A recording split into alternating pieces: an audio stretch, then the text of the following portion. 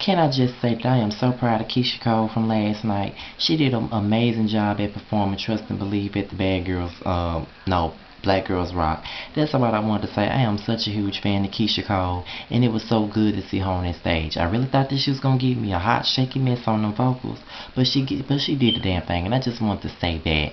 I did not see the whole Black Girls Club, the Black Girls Rock. The only performance I really wanted to see was Keisha Cole. You know what I'm saying? I did get to see everyone else's, but to me, I like Keisha Cole's performance the best, and that's just my honest opinion. But that's all I want to say at the beginning. But other than that, I just love Keisha Cole, and I'm just so happy for her.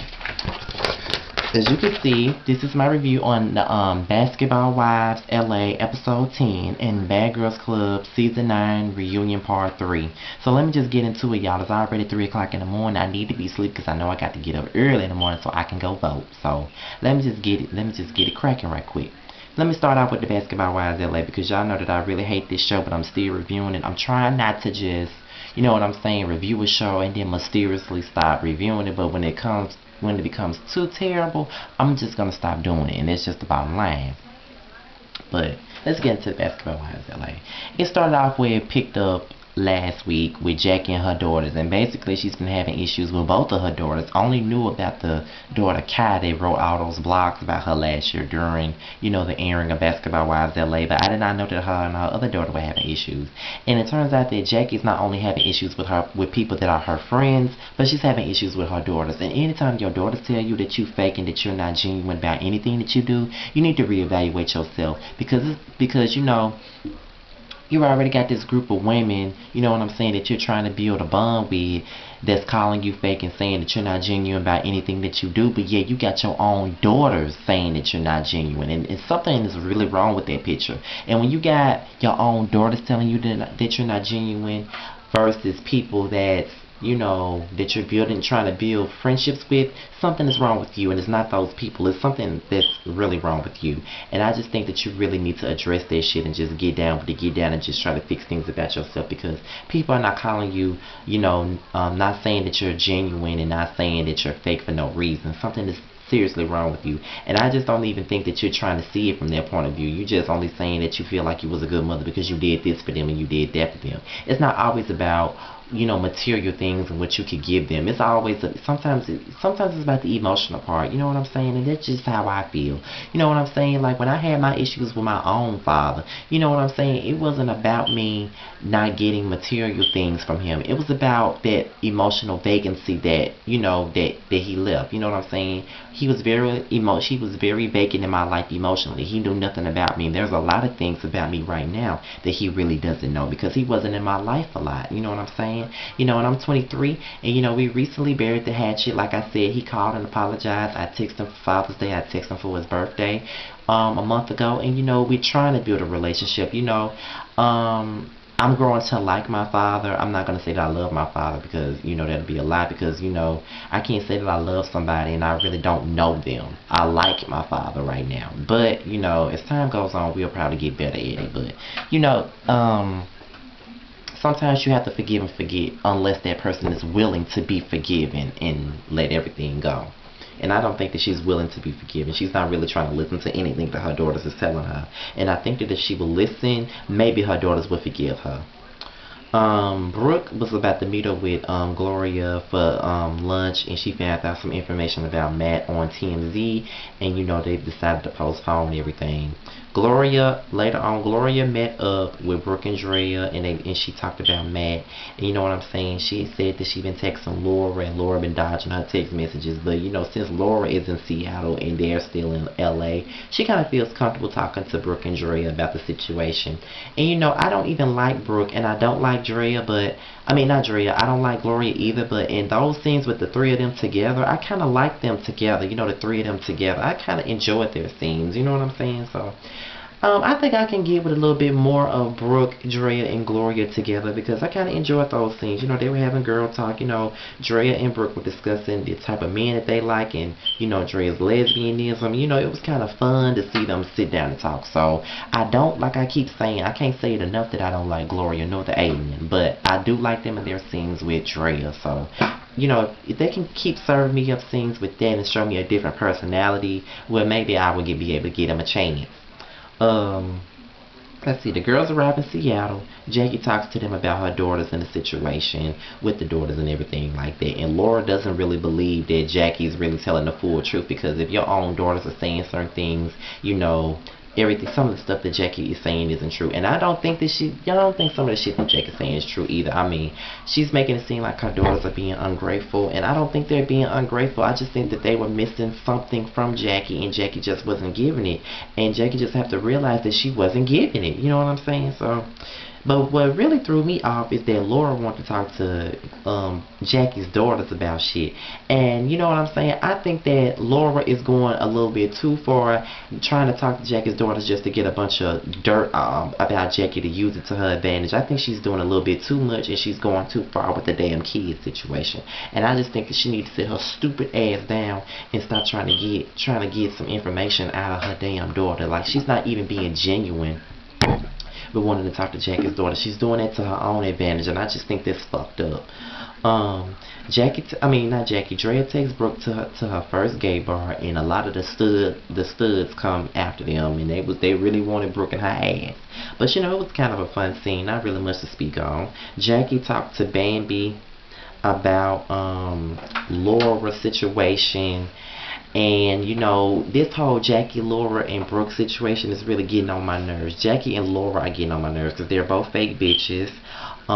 Brooke is getting on my nerves because she's willingly putting herself in the middle. And I know one of my people on Twitter was like, well, you know what I'm saying? They're bringing Bambi into this situation, and I feel like if they're bringing Bambi into the situation, Bambi has a mind of her own, and Bambi can tell those bitches that she doesn't want to hear that shit. You know what I'm saying? She could tell them that, you know, I don't want to be involved. But in my opinion, I just think that Bambi wants to be involved. And I feel like, yeah, Laura is a fake ass bitch, and I'm no fan of Laura at all. And I do respect Bambi for being straightforward, and I do respect her for being real and stay in her mind. But in certain situations, you just need to shut the fuck up. I just think that Bambi needs to stay out of the shit between Jackie and Laura, because she really don't know them bitches like that.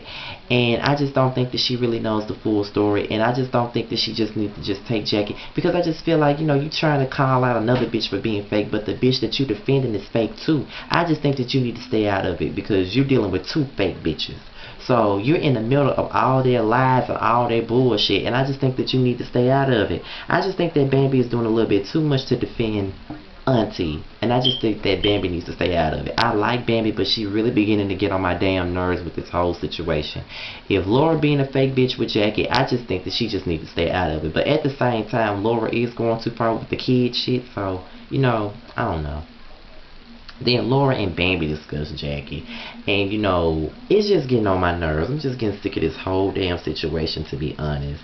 So after that situation, you know, Bambi talks to Jackie about Laura, and you know, she told Jackie about the situation about Laura saying that, you know, if Jackie died, she wouldn't really care, and you know, Jackie got pissed off about it, and it was what it was, and that's what it is. Jackie confronted Laura about the situation. And Laura, you know, she asked Laura blankly, were they cool? And she said that they were. And Jackie just took it at face value and just ran with it. You know what I'm saying? It just seemed like Jackie is just so fucking desperate for friends. They don't even realize that the bitch being fake. Laura is really playing the shit out of Jackie. And it's really funny to see that she playing the fuck out of her. You know, it's funny, but at the same time, the shit fake as fuck. You know what I'm saying? Like, Laura, girl, sit your motherfucking ass down. Like, you are being very childish, very vindictive, very stupid, and strategic for no motherfucking reason. Like, if you don't want to fuck with Jackie, don't fuck with her. But, you know, this whole giving her a taste of her own medicine is cute for what it is. But I just think that you're doing a little bit too much. I think you're going too far with the kids. And I just think you need to leave the kids out of it. Malaysia, Gloria, and Loria met up, and they talked about Jackie. And you know, Malaysia felt like Laura is being a bully, and you know, she always talking to Jackie. You know, she always saying shit about Jackie, always trying to make her look stupid. And you know, Laura just feel like she gonna do her the same way she did her. You know, she told her things about her sister. Jackie took it and ran with it. And you know, I kind of understand Laura, but you being a fake bitch, and I'm just really getting sick of you being a fake bitch. You really being deceptive, and you know, I just don't like to see. But I understand why you feel the way than you do about Jackie, but it's a way to do it, and you're doing it a bit too much. But I'll be glad when this shit over. From what I read on VH1 blogs, I heard that they're supposed to be filming the reunion to Basketball Wives LA November the 10th, which is this Saturday, and I hope some shit go down. That's all I gotta say about that. But on to Bad Girls Club 9 Part 3. I am so glad that this season is over and we can move on to the next, because I've been reviewing this season since July and I have had enough of these weak ass bitches on the Bad Girls Club Mexico. I'm ready for them to bring on Atlanta like it's nobody's business. But getting on to the reunion, it starts off with the aftermath of Erica beating Julie ass. You know what I'm saying? Erica beat the shit out of Julie. Erica had a pussy all up in Julie's face, beating the fuck out of her, and it was so motherfucking funny. I just think that it was funny. Julie is getting exactly what the fuck she deserved. I don't feel sorry for the bitch at all. The bitch be all up on Twitter talking shit, talking about, you know, they made the show about her. The reunion was all about her. Bitch, you was getting your ass beat. I mean, that ain't nothing to be proud of. You know what I'm saying? Like, all you did was get your ass beat. You manipulated everybody, and you got what you deserved at the motherfucking reunion. Just accept the shit and move on and stop trying to pretend like you a tough bitch. You know, Megan basically informed Rima that, you know, the only reason why they was going after Rima was because of the shit that Julie put in their ear, which she did put it in their ear. You know what I'm saying? She did put it in their ear. They talked about Julie and Fallon's lesbian hookup. Don't really care. Julie kissing everybody. Didn't really care.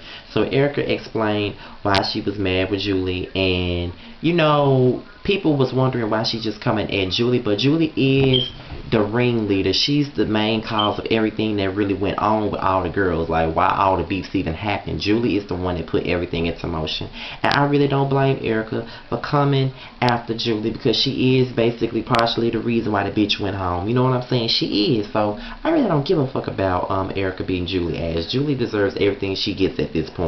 Megan and Rima discussed their issues, and, you know, I really do respect Megan for being a real bitch and letting that bitch know that, you know, she apologized for not giving a girl a chance. Megan really didn't give Rima a chance. You know, she did judge her from the beginning.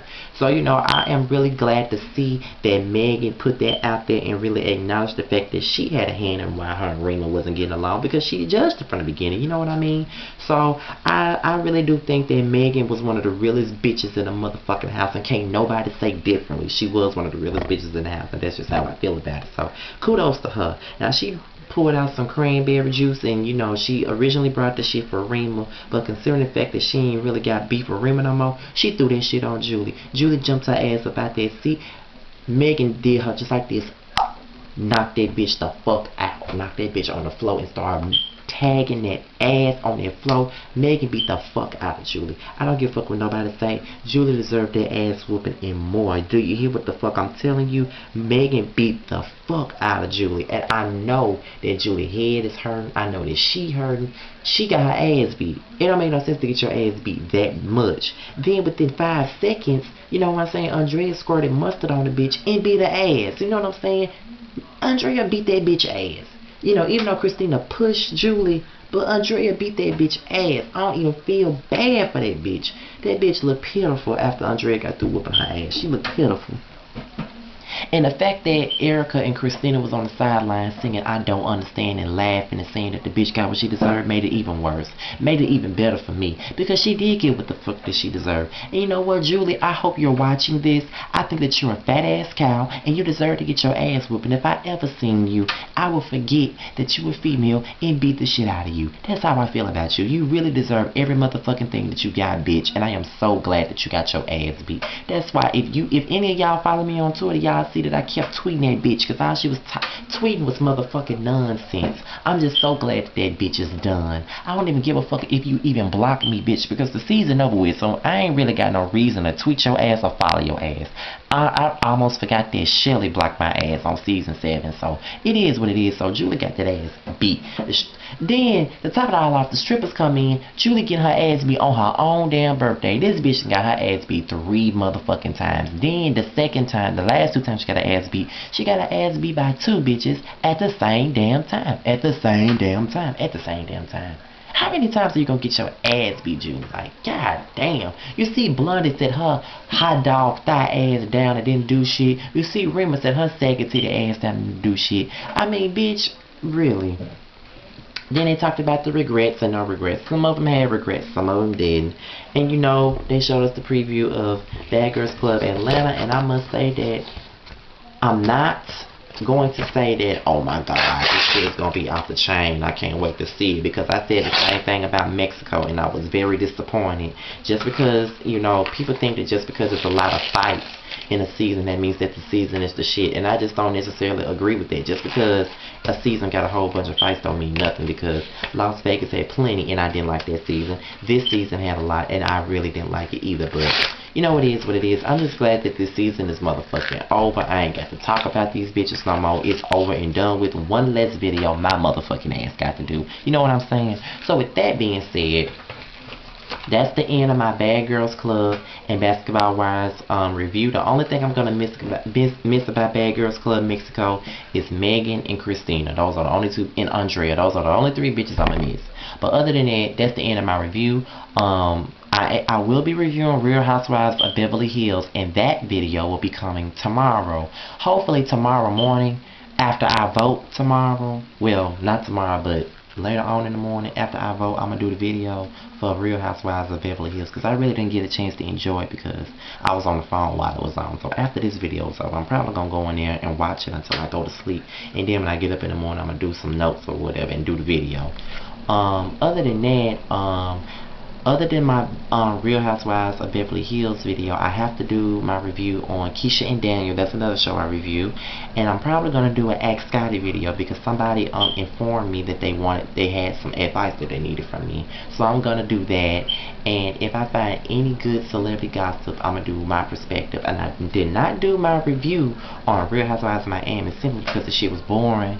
But I'm going to put that episode and this week's episode on the same video. I might end up doing this shit bi-weekly. Who knows? I'm trying to keep from not doing a review. But other than that, you guys, I'm out this motherfucker. And make sure y'all bitches go vote. And I'm voting for Obama. Holla.